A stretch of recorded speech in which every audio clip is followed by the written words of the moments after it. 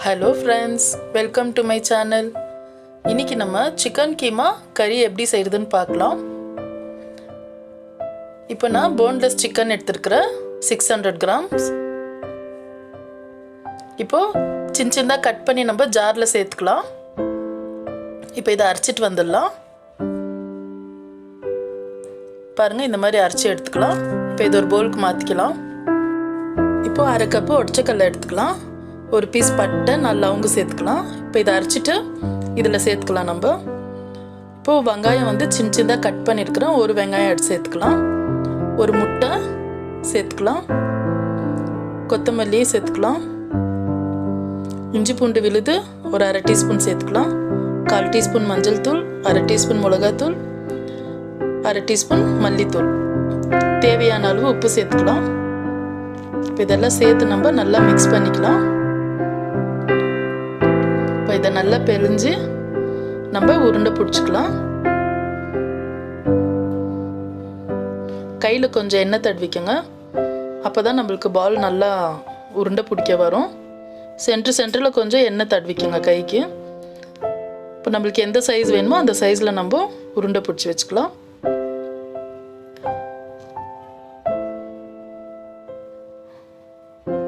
பாருங்கள் நம்ம chicken balls பண்ணியாச்சு. இப்போ இதை ஃப்ரை பண்ணிக்கலாம். பேனில் எண்ணெய் சூடாக இருக்குது. சூடானோடனே மீடியம் ஃப்ளேமில் வச்சுக்கோங்க. இப்போ ஒரு பால்ஸை சேர்த்து நம்ம ஃப்ரை பண்ணிக்கலாம். இதை ஃப்ரை பண்ணாமல் கூட நம்ம கொழும்புல சேர்க்கலாம் டைரெக்டாக. ஆனால் இப்படி பண்ணால் கொஞ்சம் கிறிஸ்பியாக இருக்கும், நல்லாயிருக்கும். இப்போ திருப்பி விட்டுக்கலாம்.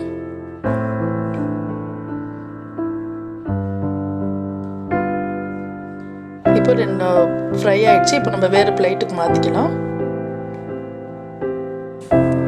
இப்போ நம்ம பால்ஸ் எல்லாம் ஃப்ரை பண்ணியாச்சு. இது தனியாக இருக்கட்டும். இப்போ நம்ம மசாலா ரெடி பண்ணிக்கலாம்.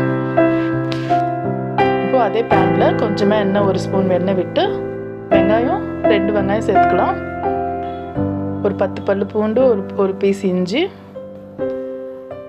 ஒரு 4 காஞ்ச மிளகாய் சேர்த்துக்கலாம்.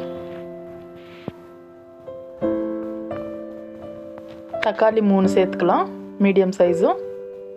இப்போ இதை நல்லா வதக்கி விடலாம். இவ்வளோ வதங்கினா போதும். இப்போ இதை ஆறினோடனே நம்ம அரைச்சிக்கலாம்.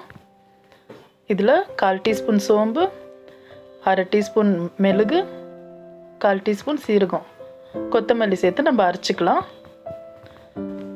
இப்போ வேறு ஜாரில் ஒரு 1/4 கப்பு துருவின தேங்காய், 1/4 கப்பு முந்திரி, ஒரு 1/4 கப்பு தயிர் சேர்த்துக்கலாம். இதை அரைச்சி வச்சுக்கலாம் தனியாக. இப்போ பேனில் ஒரு டேபிள் ஸ்பூன் எண்ணெய் சேர்த்துட்டு ஒரு பிரியாணி இலை, ஒரு பீஸ் பட்டை, 4 லவங்கு, 2 இலைச்சி சேர்த்துக்கலாம். 1 டீஸ்பூன் மிளகாத்தூள் சேர்த்துக்கலாம். இப்போ அரைச்சி வச்ச மசாலா சேர்த்துக்கலாம். இப்போ எண்ணெயில் எதுக்கு மிளகாத்தூள் சேர்க்குறோன்னா நம்மளுக்கு கொழும்பு நல்ல கலராக இருக்கும், ரெட் கலராக, அதனால தான் சேர்க்குறது. இப்போ நம்ம நல்லா மசாலையை வதக்கி விடலாம். இப்போ நம்ம மல்லித்தூள் சேர்த்துக்கலாம். 1 டீஸ்பூன், 1/4 டீஸ்பூன் மஞ்சள் தூள் சேர்த்துக்கலாம். இப்போ ஜார் அலசி கொஞ்சமாக தண்ணி சேர்த்துக்கோங்க. இப்போ நம்ம அரைச்சி வச்ச தேங்காய், முந்திரி, தயிர் அது சேர்த்துக்கலாம். நம்மளுக்கு தண்ணி எவ்வளோ வேணுமோ நம்ம சேர்த்துக்கலாம். நம்மளுக்கு கொழும்பு எந்த பதத்துக்கு வேணுமோ அப்படி சேர்த்துக்கலாம். எவ்வளோ தண்ணி எவ்வளோ. இப்போ தேவையான அளவு உப்பு சேர்த்துக்கோங்க. உப்பு பார்த்து சேருங்க. இப்போ கஸ்தூரி மேத்தி ஒரு 1/4 டீஸ்பூன் சேர்த்துக்கலாம்.